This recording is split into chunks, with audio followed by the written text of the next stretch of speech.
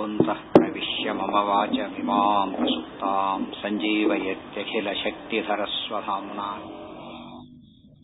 अन्यांश्च हस्तचरणश्रवणत्वगादीन् प्राणान् नमो भगवते पुरुषाय तुभ्यम्। जयति हरिरचिन्त्यः सर्वदेवैकवन्द्यः परमगुरुरभीष्टावाप्तितः सज्जनानाम् निखिलगुणगणार्णो नित्यनिर्मुक्तदोषः सरसिजनयनोऽसौ श्रीपतिर्मानदो नः। यस्मात् ब्रह्मेन्द्ररुद्रादिदेवतानां श्रियोऽपि च ज्ञानस्फूर्तिः सदा तस्मै हरये गुरवे नमः। व्यासाय भवनाशाय श्रीशाय गुणराशये हृद्याय शुद्धविद्याय मध्वाय च नमो नमः। लसतु श्रीमदानन्दतीर्थेन्दुर्नो हृदम्बरे यद्वचश्चन्द्रिका स्वान्तसन्तापं विनिकृन्तति। वाणिते करवाण्यम्ब चरणौ हृदि सर्वदा मद्वाक्यसरणिर्भूयात् श्रीमदाचार्यभावका। हराय भजकानिष्टहराय पुरवैरिणे भवाय भवते भूयात् शिवाय शिरसा नमः। उमेशाद्याः सुरावोहम् ईडे चेतोऽभिमानिनः यूयम् सर्वे प्रकुरुता मनो मे मध्वभावगम्। श्रीमध्वः कल्पवृक्षस्तु जयार्यः कामधुक्स्मृतः चिन्तामणिस्तु व्यासार्यः मुनित्रयमुदाहृतम्। वादिराजगुरून् वन्दे रघूत्तमगुरून् तथा राघवेन्द्रान् तथा सर्वान् सद्गुरून् प्रणतोऽस्म्यहम्। पूज्याय राघवेन्द्राय सत्यधर्मरताय च भजताम् कल्पवृक्षाय नमताम् कामधेनवे। पृथ्वीमण्डलमध्यस्थाः पूर्णबोधमतानुगाः वैष्णवा ವಿಷ್ಣುಹೃದಯಾಃ ತಾನ್ನಮಸ್ತೆ ಗುರೂನ್ ಮಮ. ಆಗಿನ ಕಾಲ ಅವರ ಸಾಮರ್ಥ್ಯ ಇತ್ತು. ಅವ್ರು ಬರೆಯೋದು ಅಂದ್ರೆ ಹೇಳ್ತಾರೆ, ಹೇಗೆ ಬರೀತಿದ್ರು ಗೊತ್ತಾ ಅವರು? ಉಕ್ತಂ ನೋ ಭಕ್ತಿ ಭೂಯಃ ಕ್ವಚಿದಪಿ ಲಿಖಿತಂ ನೈವ ನಿರ್ಮಾಷ್ಟಿ ಯಸ್ಮಾತ್. ಒಂದ್ಸತ್ ಬರೆದ್ರೆ ಅದು ಅಳಿಸ್ತಾ ಇದ್ದಿಲ್ಲಂತೆ.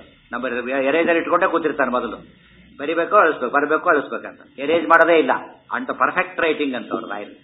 ಚಿತ್ತೇನ ಆಯುಕ್ತಮರ್ಥಂ ಕಲಯತಿ ಸಹಸ ನಾಭಿಧತ್ತೇನ ಸದ್ಭಿ ಉಕ್ತಂ ನೋ ಭಕ್ತಿ ಭೂಯಃ. ಗುರುಗಳ ಸ್ತವದಲ್ಲಿ ಹೇಳ್ತಾರೆ, ಅಂತ ಪರ್ಫೆಕ್ಷನ್ ಅವ್ರದೇ ಪರ್ಫೆಕ್ಷನ್ ಆಗಿದ್ದರೆ ಜಯತೀರ್ಥರು ಹೇಗೆ ಬರೆದಿರಬಹುದು, ಮಧ್ವಾಚಾರ್ಯ ಹೇಗೆ ಬರೆದಿರೋದು ಲೆಕ್ಕ. ಇಂಥ ಒಂದು ಶ್ರೇಷ್ಠವಾದ ವ್ಯಕ್ತಿಗಳು ರಾಘವೇಂದ್ರ ಸ್ವಾಮಿಗಳು. ಅದಕ್ಕೆ ಅವರ ಕಲ್ಪವೃಕ್ಷ ಕಾಮಧೇನು. ಅವರ ಜೀವನದ ಎಸೆನ್ಸ್ ಏನು ಅಂದ್ರೆ ಸತ್ಯ ಧರ್ಮ ರತಾಯಚ. ಸತ್ಯ ಧರ್ಮ ಹಿಡಿದಿದ್ದಕ್ಕೆ ಮನುಷ್ಯ ಎಷ್ಟು ಮೇಲೆ ಬರ್ತಾನೆ ಅಂದ್ರೆ ಅಷ್ಟು ಮೇಲೆ ಬರ್ತಾನೆ. ಮತ್ತೆರಡು ಬಿಡೋರು, ಸತ್ಯವೂ ಇಲ್ಲ ಧರ್ಮವೂ ಇಲ್ಲ, ಪೂಜ್ಯನಾಗೋದಿಲ್ಲ. ಸತ್ಯ ಧರ್ಮ ಇದ್ರೆ ಪೂಜ್ಯರಾಗ್ತಾರೆ. ಪೂಜ್ಯಾಯ ರಾಘವೇಂದ್ರಾಯ ಸತ್ಯ ಧರ್ಮ ರತಾಯ.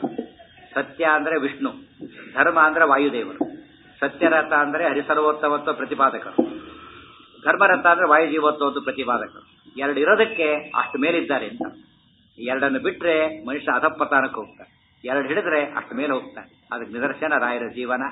ಅದರಿಂದ ಅವರು ಪೂಜ್ಯರಾದರೂ ನಮಗೆ ಎಷ್ಟು ಪ್ರಯೋಜನ ಇದೆ. ಕಲ್ಪವೃಕ್ಷ ಕಾಮಧೇನುವಿನಂತೆ ನಮಗೆ ಅನುಗ್ರಹ ಮಾಡ್ತಕ್ಕಂಥ ಪುಣ್ಯಾತ್ಮ ರಾಘವೇಂದ್ರ ಸ್ವಾಮಿಗಳು. ಅವರ ಸ್ಮರಣೆ ನಮಗೆ ಅತ್ಯಂತ ತಾರಕವಾದದ್ದು. ಸತ್ತ ಸ್ವೀಕರಣೆಯಲ್ಲಿ ಬಿದ್ದ ಮಗುವನ್ನು ಬದುಕಿಸ್ಬಿಡ್ತಾರೆ ಅನಾಯಾಸವಾಗಿ. ಚೆನ್ನಾಗಿ ಮತ್ತೆ ಫುಲ್ ಕಾನ್ಫಿಡೆನ್ಸ್. ಮತ್ತೆ ಡಾಕ್ಟರ್ ಆಪರೇಷನ್ಗೆ ಕೇಳಿದ್ರೆ ದೇವರಿದ್ದಾನೆ ಅಂದ್ಬಿಡ್ತಾರೆ. ನಾಸ್ತಿಕ ಡಾಕ್ಟರ್ ದೇವರಿದ್ದಾನೆ ಅಂದ್ಬಿಡ್ತಾರೆ. ಮುಗಿದೋಯ್ತು. 100% ಗ್ಯಾರಂಟಿ ಕೊಟ್ಟು ಯಾರು ಆಪರೇಷನ್ ಮಾಡೋದು ನೋಡಿದ್ದೀರಾ ನೀವೀಗ? ಸಾಧ್ಯ ಇಲ್ಲ. ಬರ್ಸ್ಕೊಂಡ್ಬಿಟ್ಟಿರ್ತಾರೆ, ಸತ್ರ ನಾವು ಜವಾಬ್ದಾರರಲ್ಲ ಅಂತ ಬರ್ಸ್ಕೊಂಡ್ಬಿಟ್ಟಿರ್ತಾರೆ. ಫಸ್ಟ್ ರಾಯರ ರೀತಿ ಯಾರ ಹತ್ರ ಬರ್ಸ್ಕೊಂಡಿಲ್ಲ, ನೆನಪಿರಬೇಕು. ರಾಯರು ಗ್ಯಾರಂಟಿ ಬದುಕ್ತೇವೆ ಅಂತ ಹೇಳ್ತಾರೆ ಹೊರತು ಎಂದೂ ಕೂಡ ಕೈ ಕೊಡೋದಿಲ್ಲ. ಇದು ಫಿಲಾಸಫಿ ಅಂದ್ರೆ ಅದು. ಯಾವುದನ್ನ ಸೈನ್ಸ್ ಗ್ಯಾರಂಟಿ ಕೊಡೋದಿಲ್ಲ, ಇವತ್ತು ಫಿಲಾಸಫಿ ಗ್ಯಾರಂಟಿ ಕೊಡ್ತಾರೆ. ನಗನಾಗುತ್ತಾರೆ. ತಗೊಂಬನ್ನಿ ಹುಡುಗನ ಶವನ ತಂದು ಇಡ್ತಾರೆ. ಯತಿಗಳು ಶವ ನೋಡಲೇಬಾರದು. ರಾಯರು ಹೇಳ್ತಾರೆ, ಶವ ಆದ್ರೆ ತಾನೇ ನೋಡಬಾರದು. ಮಂತ್ರಿಸಿದ್ದು ನೀರು ಪೋಷಣೆ ಮಾಡಿದ್ದೇ ಕೆಲಸ. ತಕ್ಷಣ ಎದ್ದು ಕೂತ್ಬಿಟ್ಟಂತ ಕ್ಷಣ. ಅದು ಮಲಿದವರಿದ್ದ ಹಾಗೆ ಅಂತ ಹೇಳ್ತಾರೆ. ಮಲಿದವರಿದ್ದ ಹಾಗೆ ಅಂತ ಇಡಿಎಂ ಅದು. ನಮ್ಮನ್ನು ಮಲಿದವರಾಗಿ ಹೇಳೋದಿಲ್ಲ. ಎದ್ದ ಮೇಲೆ 2 ಗಂಟೆ ಬೇಕು ನಾರ್ಮಲ್ ಆಗ್ಬೇಕಾದ್ರೆ ಪಾಪ. ಅದಕ್ಕೆಲ್ಲ ಆಗೋದೇ ಇಲ್ಲ, ಯಾವಾಗಲೂ ಡಲ್ಲಾಗೇ ಇರ್ತಾರೆ. ಅಂತ ಕೆಲವು ಕೇಸ್ ಇರ್ತವೆ. ಆ ರೀತಿ ಎದ್ದು ಕೊಡ್ತಿದ್ರು. ಎಂಥ ಶಕ್ತಿ ಇರಬೇಕು. ಎಲ್ಲಿ ಹೋದ್ರೂ ಕೂಡ ಮದುವೆ ಆಗಬೇಕು ಅಂತ ಶಿಷ್ಯ ಕೇಳಿದ, ಒಂದಿಷ್ಟು ಮಣ್ಣು ಕೊಟ್ರು ಅಷ್ಟೇ. ಒಂದು ಬಂಗಾರ ಕೊಟ್ಟರು ಬಯ್ಯೋ ಶಿಷ್ಯರು ಇರ್ತಾರೆ. ಅಂಥದ್ದು ಬರೀ ಮಣ್ಣು ಕೊಟ್ಟರೆ ಎಂಥ ಶಿಷ್ಯ ಇರಬೇಕು. ತಲೆ ಕಟ್ಕೊಂಡು ಹೊರಟೇ ಬಿಟ್ಟಾರೆ ಅಡಿಯಂತೆ.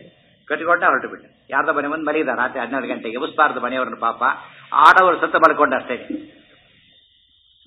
ಮಿರಾಕಲ್ ಅದು. ಬೆಳಿಗ್ಗೆ ಎದ್ದು ನೋಡ್ತಾನೆ, ಜಮೀನ್ದಾರನ ಮನೆಯದು. ಬಂದು ನೋಡ್ತಾನೆ, ಆಶ್ಚರ್ಯನೇ ಆಶ್ಚರ್ಯ. ನಮಸ್ಕಾರ ಮಾಡಿಬಿಡ್ತಾನೆ ಶಿಷ್ಯರಿಗೆ. ಯಾತಕ್ಕೆ ಅಂತ ಕೇಳ್ತಾನೆ. ನನ್ನ ಮಗಳಿಗೆ ಡೆಲಿವರಿ ಆಗ್ತಿತ್ತು, ಅದು ಮಗು ಹುಟ್ಟೋದು ಸಾಯೋದು, ಹುಟ್ಟೋದು ಸಾಯೋದು, ಯಾವುದು ಪಿಶಾಚಿ ಬಂದು ಕೊಂದಾಗ್ತಿತ್ತು ಅಂತ ಹೇಳ್ತಾನೆ. ಇವತ್ತು ನಾವು ಹೋಪ್ಸ್ ಬಿಟ್ಬಿಟ್ಟಿದ್ವಿ, ಇವತ್ತು ಡೆಲಿವರಿ ಆಯಿತು, ಮಗು ಸತ್ತಿಲ್ಲ ಇವತ್ತಿನ ದಿವಸ. ಪುಣ್ಯಾತ್ಮ ನೀನೇನೋ ಶಕ್ತಿ ಇರಬೇಕು ಅಂತ ಹೇಳಿದರು. ಆಗ ಅರ್ಥ ಆಯ್ತು, ಸ್ವಾಮಿ ನನ್ನ ಶಕ್ತಿ ಅಲ್ಲ, ಗುರುಗಳು ಕೊಟ್ಟ ವೃತ್ತಿಕೆನ ತಲೆಗೆ ಬಿಟ್ಕೊಂಡು ಮಲ್ಕೊಂಡಿದ್ದೆ, ಅದಕ್ಕೆ ಪಿಶಾಚಿ ಒಳಗೆ ಬಂದಿಲ್ಲ ಅಂತ ಹೇಳಿದ್ದಾರೆ. ರಾಯರ ಮಂತ್ರಾಕ್ಷತಿ ಮಹಿಮೆ, ಈ ಮೃತ್ತಿಕಾ ಮಹಿಮೆ ಕೇಳಿಬಿಟ್ರೆ ನಮ್ಮ ಯದ್ವೃಂದಾವನ ಮೃತ್ತಿಕಾ ಅಂತ ವರ್ಣನೆ ಮಾಡ್ಬೇಕಾದ್ರೆ ಹೇಳ್ತಾರೆ. ಮೃತ್ತಿಕಾ ಅಂದ್ರೆ ಅಷ್ಟು ಶ್ರೇಷ್ಠವಾದ ಸಿದ್ಧಿ ಕೊಡ್ತಾರೆ. ಆಶ್ಚರ್ಯ ಆಯಿತು, ಸಂತೋಷಪಟ್ಟ. ಇನ್ನೊಬ್ಬ ಮಗಳಿದ್ದಾಳೆ, ನನಗೆ ಮದುವೆ ಮಾಡಿಕೊಟ್ಬೇಡಿ ಅಂತೇಳಿ. ಯಾವುದೋ ಮದುವೆ ಜಮೀನ್ದಾರನ ಮಗಳ ಮದುವೆ ಆಡ್ಕೊಂಡು ಏನು ಪುಣ್ಯಾತ್ಮ ಇರಬೇಕು, ಕೊಟ್ಟು ಬರೀ ಒಂದಿಷ್ಟು ಮಣ್ಣಷ್ಟೇ. ಮೃತ್ತಿಕೆಯಿಂದ ಮದುವೆ ಮಾಡಿಸಿದ ಗುರುಗಳು ಭದ್ರಾಲಯ ಸ್ವಾಮಿಗಳು. ಇದೆಲ್ಲ ಅರ್ಥ ಮಾಡಿಕೊಂಡ್ರೆ ನಮಗೆ ಹಣಕಾಸು ದೊಡ್ಡದಲ್ಲ, ಜ್ಞಾನ ದೊಡ್ಡದು ಅಂತ ತಿಳ್ಕೊಂಡ್ರೆ ರಾಯರ ಆರಾಧನೆ ಶ್ರೇಷ್ಠ. ನಮಗೆ ಇವತ್ತು ಜ್ಞಾನ ದೊಡ್ಡದೊಂದು ಗೊತ್ತೇ ಆಗಿಲ್ಲ, ಮಠಗಳಿಗೆ ಗೊತ್ತಾಗಿಲ್ಲ. ಇವತ್ತು ಏನೇನೋ ಇಟ್ಟಿರ್ತಾರೆ, ರಾಯರ ಬಗ್ಗೆ ಪ್ರವಚನಗಳೇ ಇರೋದಿಲ್ಲ. 190 ಪಾಲ್ ಮಠದಲ್ಲಿ ಉತ್ಸವ ನಗರದಲ್ಲಿ ಇಂದು ಹೂವಿನ ಅಲಂಕಾರ ರಾಯರಿಗೆ. ಏನು ಮಾಡ್ಬೇಕು ರಾಯರು ತಗೊಂಡು, ರಾಯರ ಮುಂದೆ ಅಲಂಕಾರ ಪೇಪರ್ ನೋಡಿ ಉದ್ದಕ್ಕೆ ಹಾಕಿರ್ತಾರೆ. ರಾಯರ ಕಾರ್ಯಕ್ರಮಗಳಲ್ಲಿ ಉಪನ್ಯಾಸಗಳೇ ಇರೋದಿಲ್ಲ. ಪಾದ ಪ್ರವಚನ ಹೂವಿನ ಅಲಂಕಾರ ಅಂತ ಕೆಲವರು, ಪುಷ್ಪಾಲಂಕಾರ ಅಂತ ಕೆಲವರು. ಅವ್ರು ಓಡ್ತಾರೆ, ಕಾರ್ಯಕರ್ತರು ತಾನೇ ಅದಕ್ಕೆ ಜಾಸ್ತಿ ಓಡೋದೇ ಇಲ್ಲ ಪಾಪ, ಅಂತ ಕಾರ್ಯಕರ್ತರಾಗಿಬಿಟ್ಟಿರ್ತಾರೆ. ರಾಯರಿಗೆ ಎಷ್ಟೋ ಅನುಗ್ರಹ ಮಾಡಿದ್ದಾರೆ ನಮಗೆ. ಅಲಂಕಾರ ರಾಯರ ಮಠಕ್ಕೆ ಹೋಗಿರೋ ಒಂದು ಪುಸ್ತಕ ಇರೋದಿಲ್ಲ ಮಠಗಳಲ್ಲಿ, ಲೆಕ್ಕ ಹಾಕಿ ಪರಿಮಾಣ ಇಲ್ಲ. ಅವ್ರಿಗೆ ಏನು ಅಂತ ಕೇಳ್ತಾರೆ ಪುಣ್ಯ, ಪರಿಮಾಣ ಅಂದ್ರೆ ಬೂದಿ ಕಟ್ಟಿ ತೋರಿಸ್ಬಿಟ್ಟು ಪರಿಮಾಣ ಅಂತ ಹೇಳೋ ಪೈಕಿ ಅವ್ರು ಏನು ಗೊತ್ತಿರೋದಿಲ್ಲ. ಇಂಥವ್ರ ಕಾರ್ಯಕರ್ತರು ಈ ಪರಿಮಾಣ ಅಲ್ಲ ಸ್ವಾಮಿ, ಆ ಪರಿಮಾಣ ರಾಯರು ಕೊಟ್ಟಿದ್ದು, ಎಂಥ ಪರಿಮಾಣ ರಾಯರು ಬರೆದಿದ್ದಾರೆ. ಮಠ ಅಂದ್ರೆ ಈಗ ವೃಂದಾವನ ಈ ಕಡೆ ಗ್ರಂಥ ಇರಬೇಕು, ಗೊತ್ತಿರಲಿ. ಗ್ರಂಥಗಳಲ್ಲಿ ಎಷ್ಟು ಸನ್ನಿಧಾನ ಇರ್ತದೆ ಅಂದ್ರೆ, ವೃಂದಾವನ ಸನ್ನಿಧಾನ ಆಹ್ವಾನ ಮಾಡಿದ್ರೆ ಮಾತ್ರ ಬರೋದು. ಇದು ಹಾಗಲ್ಲ, ನ್ಯಾಚುರಲ್ ಸನ್ನಿಧಾನ ಇರ್ತದೆ. ಸಾರಿಗ್ರಾಮಕ್ಕೆ ಈಕ್ವಲೆಂಟ್ ಅಂದ್ರೆ ಗ್ರಂಥಗಳಷ್ಟೇ, ಇನ್ಯಾವುದು ಸಾರಿಗ್ರಾಮಕ್ಕೆ ಈಕ್ವಲೆಂಟ್ ಅಲ್ಲ, ಅಷ್ಟು ಶಕ್ತಿ ಇರ್ತದೆ. ನಮ್ಮ ಜನಕ್ಕೆ ಮಹತ್ವನೇ ಗೊತ್ತಿಲ್ಲ. ರಾಯರು ಎಲ್ಲರಿಗೂ ಅನುಕೂಲವಾಗಲಿ ದೊಡ್ಡ ದೊಡ್ಡ ಗ್ರಂಥ ಬರೀತಾರೆ. ಪರಿಮಾಣ 2000 ಪುಟ ಪ್ರಿಂಟ್ ಮಾಡಿ ದಪ್ಪ ಆಗ್ತದೆ. ತತ್ವಪ್ರಕಾಶ 1000 ಪುಟ. ರಾಮಚಾರಿತ್ರ 11 ಶ್ಲೋಕ, ರಾಮಚಾರಿತ್ರ ಮಧ್ಯೆ ಪ್ರಾರ್ಥನೆ 2 ಪುಟ, ಪ್ರಾರ್ಥಸಂಕಲ್ಪ ಗದ್ಯ. ಚಿಕ್ಕದು ಬರೀತಾರೆ, ದೊಡ್ಡದು ಬರೀತಾರೆ. ನಾವು ಚಿಕ್ಕದು ಓದೋದಿಲ್ಲ, ಆಫ್ಟರ್ ಆಲ್ ವೆರಿ ಸ್ಮಾಲ್ ಅಂದ್ಬಿಡ್ತೇವೆ. ದೊಡ್ಡದಾದ್ರೆ ವೆರಿ ಬಿಗ್ ಅಂದ್ಬಿಡ್ತೇವೆ. ಕೃಷ್ಣಾರ್ಪಣ ಬಂದು ನಮ್ಗೆ ಬಿಗ್ಗು ಆಗಲ್ಲ, ಶಾರ್ಟು ಆಗೋದಿಲ್ಲ. ಆದರೆ ರಾಯರು ಎಲ್ಲರಿಗೂ ಅನುಕೂಲ ಅಂತ ಬರೆದು ಎಷ್ಟು ಅನುಕೂಲ ಮಾಡಿಕೊಟ್ಟಿದ್ದಾರೆ ಗೊತ್ತಾ. ಪ್ರಸಾರ ಮಾಡಬೇಕಾದ್ರೆ ಎಲ್ಲ ಕಡೆ ಹೋದ್ರೆ ಹೇಳ್ತೀವಿ, ಪ್ರತಿ ವರ್ಷ ರಾಯರ ಆರಾಧನೆಗೆ ಅವ್ರ ಗ್ರಂಥಗಳ ಬಗ್ಗೆ ಕಾಂಪಿಟೇಷನ್ ಇಡಿ. ರಾಮಚಾರಿತ್ರ ಬಾಯ್ಪಾಠ ಪುಸ್ತಕ ಕೇಳಿ, ಕೃಷ್ಣ ಬಾಯ್ಪಾಠ 10 ವರ್ಷಕ್ಕೆ ಸಮಾಜ ಎಷ್ಟು ಚೇಂಜ್ ಆಗ್ತದೆ ಗೊತ್ತಾ. ಏನು ಜನಗಳಿಗೆ ಆಸಕ್ತಿನೇ ಇಲ್ಲ. ಅದರಿಂದ ಏನು ಲಕ್ಷಾಂತರ ರೂಪಾಯಿ ಬರ್ತದೆ. ಆರಾಧನೆ ಮುಗಿತದೆ, ಅನೌನ್ಸ್ ಮಾಡ್ತಾರೆ, ಇಷ್ಟು ಆರಾಧನೆಗೆ 4 ಲಕ್ಷ ಸೇವೆ ಆಯಿತು, 5 ಲಕ್ಷ ಉಳಿತು ಅಂತ ಹೇಳ್ತಾರೆ. ಎಷ್ಟು ಲಕ್ಷ ತಗೊಂಡು ಏನು ಮಾಡ್ತೀರಿ ರಾಯರ ಮುಂದೆ? ಅದ್ರ ಬಗ್ಗೆ ಎಷ್ಟು ಜನಕ್ಕೆ ನಾವು ಇವತ್ತು ಈ ಸಲ ಅನುಗ್ರಹ ಮಾಡಿದ್ದೇವೆ, ಎಷ್ಟು ಪುಸ್ತಕ ಮಾಡಿದ್ದೇವೆ, ಎಷ್ಟು ವಿದ್ಯಾರ್ಥಿಗಳು ತಯಾರು ಮಾಡಿದ್ದೇವೆ ಅಂದ್ರೆ ಅದು ಸಾರ್ಥಕ. ಅದು ಕಲಿಯುಗ ಆ ಕಾನ್ಸೆಪ್ಟೇ ಹೋಗ್ಬಿಟ್ಟಿದೆ.